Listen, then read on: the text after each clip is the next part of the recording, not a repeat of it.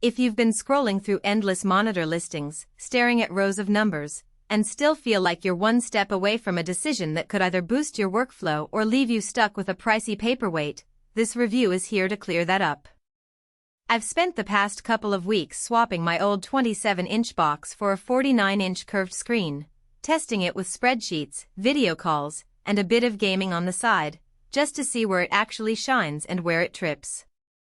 Link is in the description if you want to check the product details on Amazon. First off, the biggest thing people worry about with an ultra-wide monitor is whether the extra real estate actually translates into productivity, or if you end up just moving your eyes more without getting anything done. In practice, the Samsung 49-inch Business Curved does feel like a digital desk extension.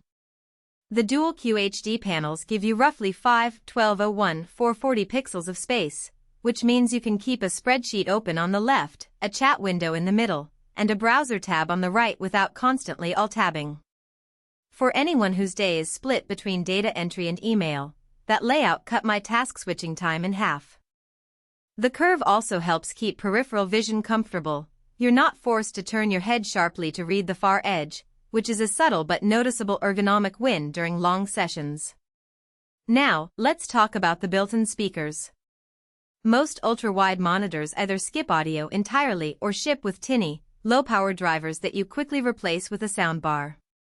Samsung's claim of maximum sound and minimum space actually holds up when you're using the monitor for conference calls or casual YouTube background music. The two 5W speakers produce clear mids and enough volume to fill a typical home office without distortion. If you're on a Zoom call, the built-in mic array, while not a studio-grade solution, picks up your voice cleanly, and the speaker output lets you hear participants without cranking the volume. That said, if you're an audiophile or do serious video editing where sound staging matters, you'll still want external monitors. The built-in audio is a convenience, not a replacement for a proper sound system. Connectivity is another area where the monitor earns points. The back panel offers a USB-C port that delivers 65W of power, so you can plug your laptop into a single cable and get video, data, and charging all at once. That simplifies the desk clutter. No extra power bricks, no tangled adapters. There's also a DisplayPort 1.4 and HDMI 2.0, letting you hook up a separate PC or a gaming console without swapping cables. The clean way to connect isn't just marketing fluff. In my setup, I've got a work laptop on USB-C, a desktop on DisplayPort, and a Nintendo Switch on HDMI, all running simultaneously. The only downside is that the USB-C does not support Thunderbolt, so if you need the extra bandwidth for external GPUs, you'll have to rely on the DisplayPort. When it comes to visual performance, the monitor's 120Hz refresh rate and DisplayHDR 400 brings smoother scrolling and a bit more punch in bright scenes. I noticed a difference while scrolling through long Excel files. No stutter, the motion feels fluid, which reduces eye fatigue. The HDR support isn't going to deliver cinema-grade contrast, but the richer, more refined shades are enough to make graphics and photos look more vibrant than a standard 60Hz office monitor. The eye care features, like flicker-free technology and a low blue light mode, are useful if you clock 810 hours in front of the screen. After a full day, I didn't feel the usual eye strain that sometimes builds up with smaller, brighter panels. Who should buy this?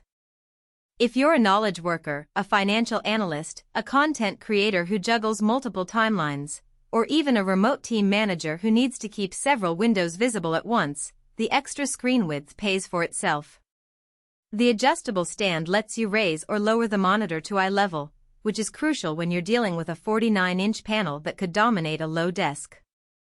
It also fits standard VESA mounts, so you can go wall-mounted if floor space is a premium. On the flip side, if you primarily use a single application, like a standard office suite, and you're happy with a 24 or 27-inch display, this is overkill. The price point reflects the size and the built-in speaker system, so you'll need to be comfortable spending a few $100s for a single, all-in-one solution. The practical weaknesses show up when you think about desk depth. Because the screen curves outward, you need a bit more distance between your eyes and the surface to maintain the optimal viewing angle, about 3,035 inches. If you have a shallow desk, you might find the monitor feels like you're staring into a window rather than a screen, and you may need to reposition your chair. Also, while the 120Hz panel is great for smoother motion, the native response time isn't as low as a dedicated gaming monitor, so fast-paced shooters will notice some ghosting.